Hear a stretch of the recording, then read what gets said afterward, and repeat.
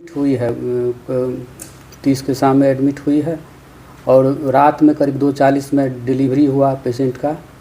और स्थिति बच्चे का और माँ का भी ठीक था। पेशेंट का सुबह में, जैसा कि डॉक्टर साहब बता रहे हैं, डीओडी में थे, अचानक पेशेंट का स्थिति गंभीर होने लगा, कन्वल्सन फिट जैसा शिकायत आया है। उसके बाद पेशेंट को तात्कालिक रिफ़र किया गया, लेकिन डी कर गई पेशेंट। कहाँ डी किया सर? रास्ते में पता चला, रास्ते में निकल गया। परिजनों का आरोप है सर कि रास्ते में नहीं, परिजन जैसा कि बतला रहे थे कि अस्पताल में ही, जो सामुदायिक स्वास्थ्य में बोखड़ा में ही पेशेंट डी कर गई है। पेशेंट लास्ट में पेशेंट का गंभीर स्थिति हो गई है, उनको ये एम्बुलेंस तो डाला गया, रास्ते में एक्सपायर किए हैं। डॉक्टर साहब भी हैं ही, जैसा बताएं हमको। आप थे सर जी मॉर्निंग टाइम में? डीओडी डॉक्टर संतोष रंजन है। अच्छा, क्या एक सेकंड सर। क्या कुछ कैसे हुआ था सर ये मामला? हुआ ये था कि रात्रि के 2:40 में उसका डिलीवर हुआ। पेशेंट कब एडमिट हुआ? वो 6:40 में शाम में। पेशेंट 6:40 में एडमिट होता है 30 तारीख को। फिर आज सवेर में 31 को सवेर में अचानक उसका तबीयत खराब हुआ। डिलीवरी कैसे हुआ? Normal delivery? हाँ, बच्चा भी ठीक था और उसकी माँ भी बहुत अच्छी थी, ठीक थी। सबको हम देखें और हम तो विजिट करते ही रहते हैं, सो आप सब तो बाकी आप हमसे परिचित हैं।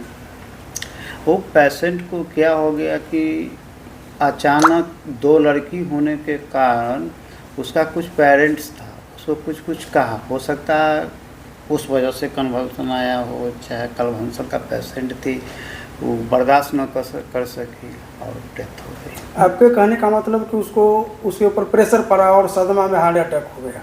हार्ट अटैक में कोलैप्स कर गई वो। अब क्या हुआ हार्ट अटैक, तो उतना तो हम तो जानते नहीं। मेडिकल हाँ, तो हम सब उतने बड़े नहीं ना जो हार्ट अटैक को डायरेक्ट साइलेंट शॉर्ट अटैक ही कहा जा सकता है। अटैक ही कहा जा सकता है। साइलेंट भी होता है। कोलैप्स कहाँ की है सर? ये आपको जाने के दरमियान में। परिजनों का कहना है कि ये कोलैप्स जो है हॉस्पिटल में ही हुआ है। नहीं, गलत बात है। गलत बात है। कुछ डिटेल है आपके पास में जो पता चल सके कि पेशेंट की मौत कहाँ हुई है? वैसे हम लोगों के पास जो जानकारी है और हम लोगों के पास स्टेटमेंट भी है परिजन और हॉस्पिटल के स्टाफ का भी, जिसमें वो कह रहे हैं कि पेशेंट को ले जा रहे थे, लेकिन एम्बुलेंस में रखने से पहले पेशेंट डी कर गई है। नहीं, एम्बुलेंस में जाने के बाद जिनके साथ वो आशा के साथ आई थी वही बताई है कि जो हॉस्पिटल में वो डी की है। वो आशा थी। आपको क्या नाम था उसका?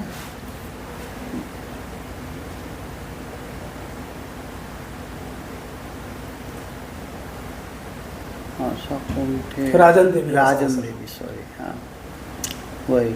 अब पेशेंट जब सीरियस रहता है तो कुछ तो होता ही रहता है कि उसको केयर करना चाहिए, हमेशा देखना चाहिए कि जो पेशेंट कैसा है, नहीं है, क्या है, नहीं। पेशेंट का ये भी कहना है सर, पेशेंट के जो परिजन है उनका कहना है कि हमें किसी तरह का कोई भी रेफर पेपर नहीं दिया गया है। नहीं दिया गया उसको रेफर पेपर आपके द्वारा, आपके हॉस्पिटल में कौन थे नहीं थे हम नहीं जानते हैं। एम्बुलेंस के ड्राइवर के द्वारा आशा को पेपर दिया गया है, वो भी मृतक के घर पे, ऐसा वहाँ के लोग और आशा भी कहती है। नहीं, सब बेबुनियाद है।